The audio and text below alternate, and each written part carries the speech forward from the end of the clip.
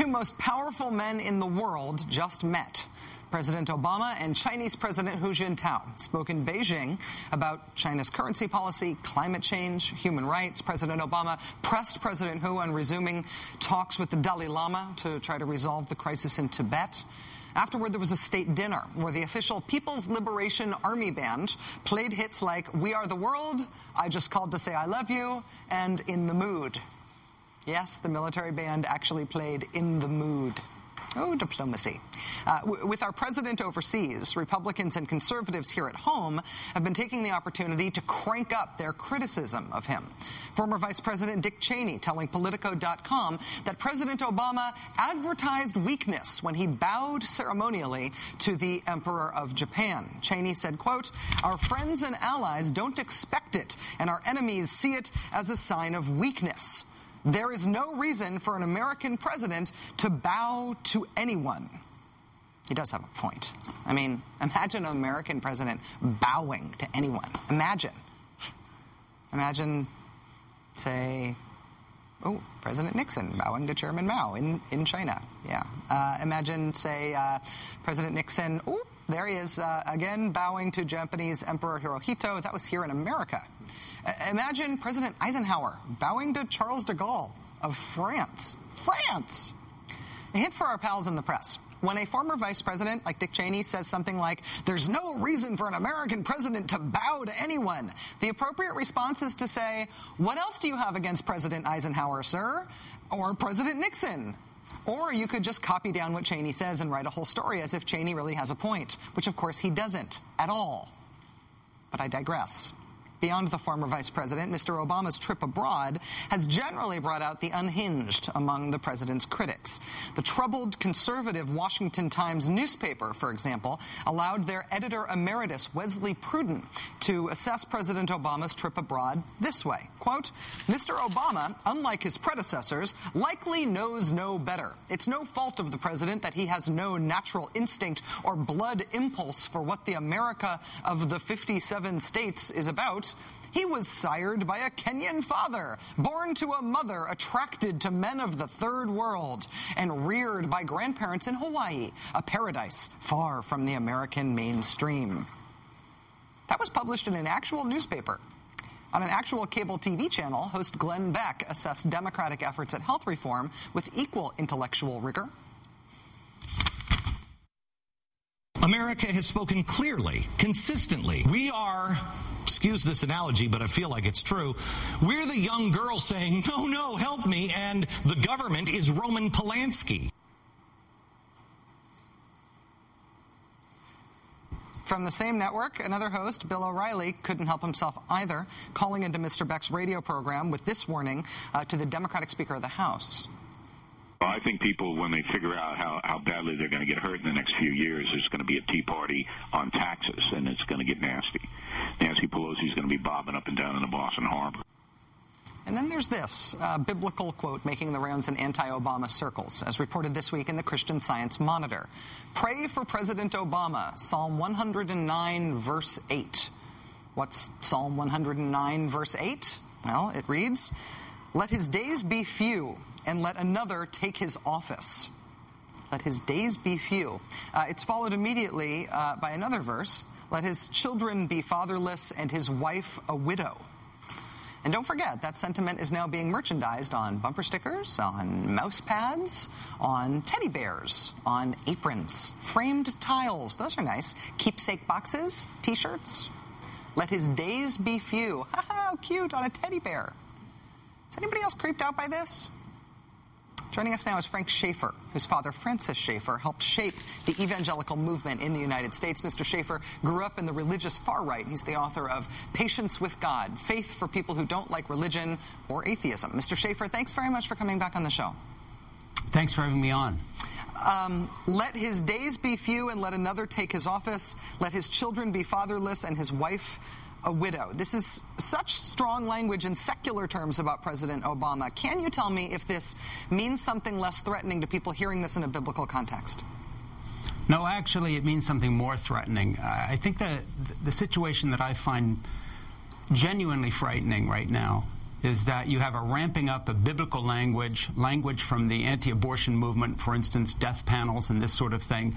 And what it's coalescing into is branding Obama as Hitler, as they have already called him, as something foreign to our shores. We're reminded of that. He's born in Kenya.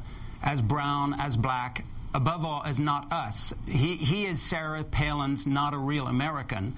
But now it turns out that he joins the ranks of the unjust kings of ancient Israel, unjust rulers to which all these biblical allusions are directed, who should be slaughtered, if not by God, then by just men. So there's a direct parallel here with Timothy McVeigh's T-shirt on the day of the Oklahoma City bombing, in which he said that the Tree of Liberty had to be watered occasionally by the blood of tyrants, and that quote we saw again at a meeting at which Obama was present, being carried on a placard by someone carrying a loaded weapon.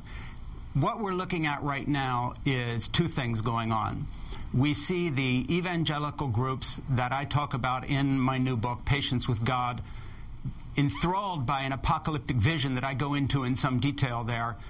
They represent the millions of people who have turned the Left Behind series into bestsellers. Most of them are not crazy, they're just deluded.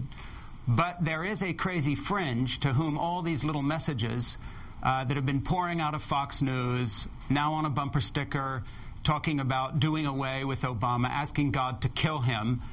Really, this is trawling for assassins. And this is serious business. It's un-American, it's unpatriotic, and it goes to show that the religious right, the Republican far right, have coalesced into a group that truly want American revolution. And if it turns out to be blood in the streets and death, so be it. This is not funny stuff anymore. They cannot be dismissed as just crazies on the fringe. It only takes one. You know, look at the Boston Globe article a few weeks ago saying that the threat level faced by the Secret Service has gone up 400%, higher than any other time in 52 years for any president, Democrat or Republican. These are no jokes. And as I talk about in Patience with God, if you trace these origins back to this paranoid, deluded evangelical group, of which me and my father, sadly, were not only members but leaders in the 70s and 80s, the foot soldiers that people like Dick Armey and others are using now to push their political agenda to undo health care are also people that have within their ranks people such as the person who murdered Dr. Tiller and killed 3 police officers in Pittsburgh because they thought Obama would take away their guns. This bumper sticker simply says to them, it's open season. And to be clear, I mean, over-the-top political criticism is as American as apple pie, and an incredibly intense criticism has been levied against George W. Bush and against every president that's gone before him in modern times. But you're saying that there's essentially a religious inflection in the most extreme of the commentary against Obama that's operating on a religious level. That's a signal to a religiously minded audience. Absolutely. Look, this is the American version of the Taliban. The Taliban quotes the Quran, and Al-Qaeda quotes certain verses in the Quran, in or out of context, calling for jihad and bloody war and the curse of Allah on infidels. This is the Old Testament biblical equivalent of calling for holy war. Now, most Americans will just see the bumper sticker and smile and think that it's facetious. Unfortunately, there are 22 million Americans or so who call themselves super conservative evangelicals. Of this, a small minority might be violent, but the general atmosphere here is really getting heated. And what surprises me is that responsible, if you can put it that way, Republican leadership and the editors of some of these Christian magazines, et cetera, do not stand up in holy horror and denounce this. You know, they're always asking, where is the Islamic leadership denouncing terrorism? Why aren't the moderates speaking out? Well, I challenge the folks who I used to work with that I talk about in my book, Patience with God, and I would just say to them, where the hell are you? This is not funny anymore. And be it on your head if something happens to our president, if you are going to go around supporting and not speaking out against this stuff. It's not just a question of who's doing it. The bigger question is, where are the people speaking out against these things? I don't hear those voices raised in the evangelical fundamentalist community, and until I do, my opinion is they're culpable. And one last thing on this. I think it points up the fact that Obama's supporters, of which I have been one since he began running, had better start speaking up in support of him and not sniping at him all the time because he's not moving towards change as fast as we'd like in every area. This is serious stuff. The chips are down. He has real enemies. Some of them are violent.